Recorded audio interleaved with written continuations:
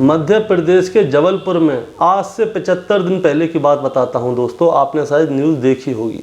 एक लड़की होती है नाबालिग, जो कि अपने बॉयफ्रेंड के साथ मिलकर अपने पिता और अपने छोटे भाई की हत्या कर देती है। उसका बॉयफ्रेंड भी नाबालिग था और घर से जितने भी पैसे होते हैं, सोना चांदी लेकर वो फरार हो जाते हैं। अब फरार हो जाते हैं तो पुलिस इनका पीछा करती है। उसकी कुछ सीसीटीवी फुटेज भी है, वो घर में कैसे आते हैं कैसे जाते हैं। तो पुलिस उसको जगह जगह ढूंढती है, जहाँ जहाँ पे उसका एटीएम चलता है, जहाँ जहाँ पे उसका मोबाइल ऑन होता है, पुलिस सब जगह ढूंढ रही होती है। लेकिन वो लड़की लड़के इतने चालाक होते हैं कि वो पुलिस के आने से पहले ही अपनी लोकेशन से गायब हो जाते हैं। लेकिन कल क्या हुआ?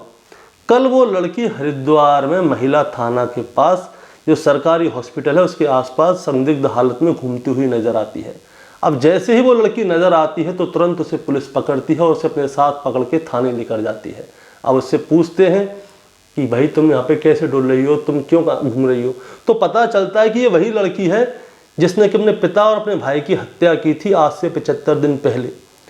अब जैसे ही पुलिस को पता चलती है तो उसको सख्ती से उससे पूछताछ की जाती है कि तुम्हारा साथी कहाँ है, तुम्हारा बॉयफ्रेंड कहाँ है।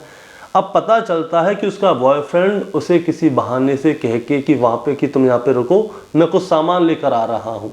तो बॉयफ्रेंड कितना चालाक निकला देखो दोस्तों, उसने क्या किया, उस लड़की को महिला थाने के पास छोड़ दिया और महिला हॉस्पिटल के पास छोड़ दिया और वहाँ से वो हो गया गायब। लड़की पकड़ में आ चुकी है और बॉयफ्रेंड अभी रह गया है। अब हरिद्वार कोतवाली में जब उससे पूछा गया कि तुम्हारा बॉयफ्रेंड कहाँ है, तो वो लड़की बताती है कि मुकुल, जो उसका बॉयफ्रेंड का नाम है, वो उसे हरिद्वार लेकर आया था। वो उससे कह के गया था कि मैं कोई सामान लेकर आ रहा हूँ और वो बहाना बनाकर उसे वहाँ पे छोड़कर चला गया। और उस लड़की ने ही ये जानकारी दी थी कि उसने मार्च के महीने में अपने प्रेमी के साथ में अपने पिता और अपने छोटे भाई की हत्या को अंजाम दिया था। और उसके बाद घर के सारे पैसे और जेवरात लेकर वो उस लड़के के साथ रफू चक्कर हो गई और लगभग 2-2.5 महीने से मुकुल उसको घुमा रहा है। अब हरिद्वार पुलिस ने जबलपुर पुलिस से संपर्क किए और जानकारी ली कि ऐसी ऐसी कोई बात आपके यहाँ पे हुई है। तो जबलपुर कोतवाल ने बताया कि हाँ, जो मुकुल है वो हत्या का मुख्य आरोपी है और वो लड़की को लेकर भाग गया है और उसने एक आदमी और एक बच्चे की हत्या कर दी है। अब हरिद्वार के एसएसपी साहब क्या कह रहे हैं, जरा पहले आप उनकी सुनिए।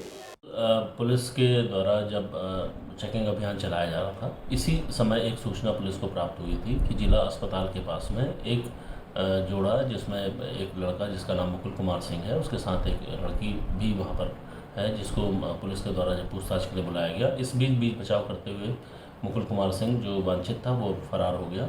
लड़की से के द्वारा जब पूछताछ की गई थी तो उसके द्वारा यह बताया गया कि वो जबलपुर से एक 302-201 में अपने पिता और अपने भाई की हत्या में जो वांछित चल रहे हैं, जब पुलिस के द्वारा जबलपुर पुलिस से संपर्क किया गया था तो उनके द्वारा इसकी पुष्टि की गई। आज वो यहाँ पर उसकी पूछताछ के लिए भी आ रहे हैं और पूछताछ के बाद ही उनके इसको किया जाएगा। आगे की जो भी कार्रवाई है उसको जबलपुर पुलिस के साथ समन्वय करते हुए हम लोगों के द्वारा की जाएगी। दोस्तों, मैं आपको बताना चाहूँगा कि जबलपुर में 14 और 15 मार्च की रात को, जो कि सिटी लाइन्स में रेलवे मिलेनियम्स कॉलोनी है, वहाँ पे वो लड़की अपने पिता और भाई के साथ रहा करती थी। उस लड़की के पिताजी का नाम था राजकुमार विश्वकर्मा और उसका छोटा भाई, उसकी उम्र 8 साल थी, उसका नाम था तनिष्क। इन दोनों की किसी धारदार हथियार से बेरहमी से हत्या कर दी गई थी और राजकुमार वर्मा रेलवे विभाग में सुपरिटेंडेंट के पद पर नियुक्त थे। इस हत्याकांड को राजकुमार की नाबालिग बेटी और उसके बॉयफ्रेंड मुकुल ने अंजाम दिया था। उन दोनों ने मिलकर बाप और बेटे की हत्या कर दी थी। उनने क्या किया, एक बग्गी यानी कि धारदार हथियार से पिता और पुत्र के सर पर कईयों बार वार किए। उसके बाद उन दोनों की मौत हो जाती है। पोस्टमार्टम की रिपोर्ट में आया था कि मुकुल ने जो पिता के सर पे जो बग्गे का हमला किया था वो 10 बार किया था और जो 8 साल का उसका भाई था तनिष्क, उसके सर पे जो बग्गे का हमला था वो 4 बार किया गया था और उसके बाद वो दोनों वहाँ से गायब हो गए थे।